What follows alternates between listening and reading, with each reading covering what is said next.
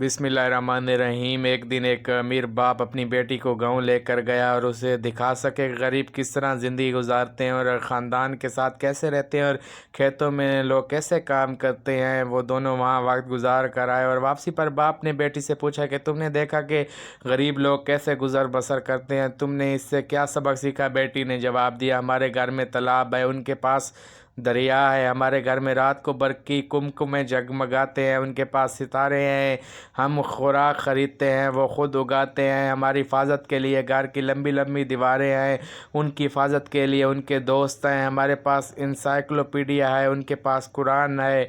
Daddy आपका बहुत शुक्रिया ये दिखाने के लिए कि हम कितने गरीब हैं।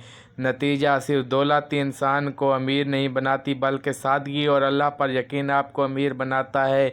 अल्लाह तबारक व तआला से दुआ है कि अल्लाह ताला हमें भी गुर्बत से निकाल ले। आमीन सुमा आमीन।